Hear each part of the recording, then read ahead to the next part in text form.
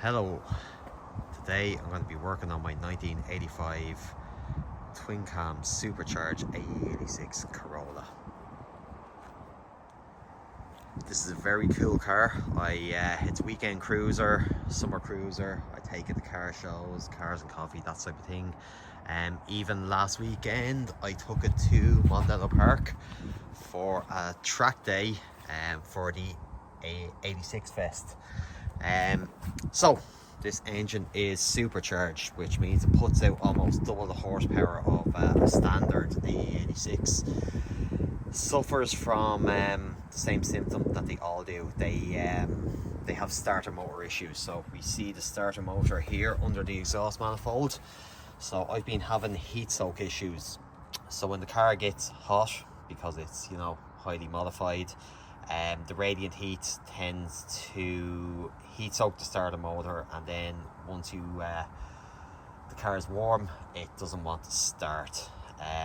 I've since replaced it with a Lexus IS200 starter motor and adapter plate from LexiBrake, and running a Race Odyssey battery didn't help the issue. It's actually worse now. So I've done a little bit of research, and really what you need to do with these is install a relay for your starter motor. So that's what we're going to do today. So this is the issue that we're going to solve today. I want to go for a drive, key in the ignition, nothing. So it's usually 50-50 if this car wants to start or not. I hop in, I turn the key, nothing. Okay, let's solve that. Okay, let's get started by disconnecting the battery, and then we're going to take out the starter motor that's under that heat shield, well, little heat blanket under the exhaust manifold. It's held onto the gearbox by two 14mm, so everything is accessible from the top.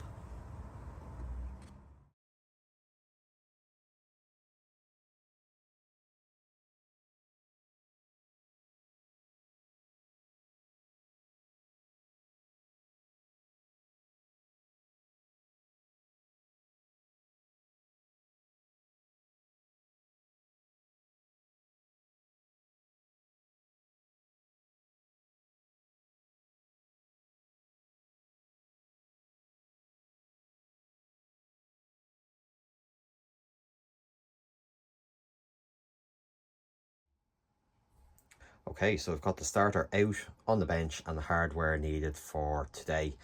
So this is the standard AE86 Corolla starter motor. This is a Lexus IS200 starter motor. So this almost fits. What you need to get it to fit with the AE86 Corolla and the T50 gearbox is a machined adapter plate. So LexiBrake in Ireland sell these. They're about €60. They're great. That means you can pick up these Lexus starters that are readily available and quite cheap. The relay, so you can get away with using one of these 12-volt 40-amp relays. I'm actually going to use this big truck relay that's rated for 200 amps. I'm just going with bigger is better. So there's a relay. We'll need some connectors, some lug connectors, some spade connectors. So on the starter motor, you've got on the solenoid this little 6mm spade connector that you need to put on the end of the cable, and then they're going to use these lugs to go on the main feed. So you've got your main 12-volt feed, and then this is the 12-volt signal that goes to the starter solenoid. So I have put some cables on. I'm going to mock it up in position and then see where I need to route these cables and shorten them accordingly. The relay now, so it's a 4-pin relay, and they come labeled up like this. So there's 4 pins in it: terminal 30, 86, 85 and 87. And this is simply what we're going to do. So we're going to run our 12-volt feed from the starter. You can run off the positive of the battery either, depending on location. That's going to go on 30. On 85, we're going to have the old signal cable going into the solenoid. Then 86 is going to be a ground or an earth. We'll pick up a point under the engine bay. And then 87 is going to be this guy here, our new starter signal, I'm going to call it. Okay, so I'm gonna mock up the starter. I'm gonna put the starter back in and just leave sitting there so I can kind of get an idea of how long my cables need to be. I'm gonna mount my solenoid right here. There seems to be some spare M6 bolt holes, so we'll put the starter in, put the solenoid, put the relay in, and get some cable links.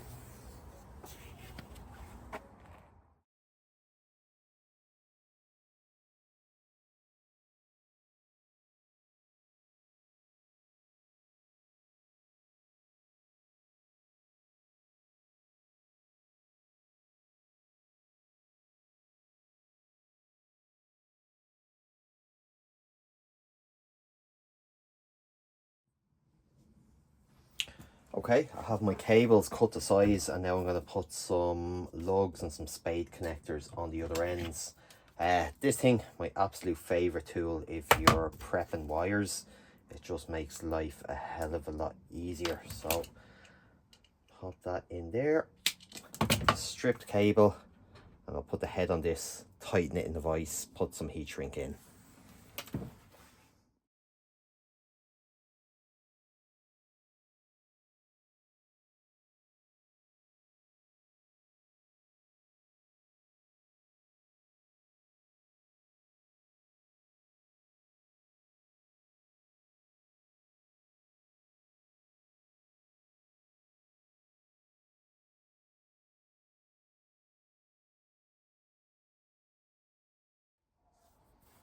Okay, that's all my cables made up to the right size and terminated, so let's mock this up. Okay, quick mock-up before we stick this into the car. So again, terminal 30 is going to be our 12-volt V feed. So when this is in the car, there's going to be another cable connected directly to the positive battery terminal, and we're just piggybacking off that same clean 12 volts. On the other side, once this relay clicks on, that's our new start signal, so it'll be a clean 12 volts, because what's happening here is it's a 40-year-old car, so you're getting a voltage drop on the ignition circuit. This represents our old signal, and then this is our earth or our ground that's going to be mounted off an earthing point on the chassis. So let's get it in the car.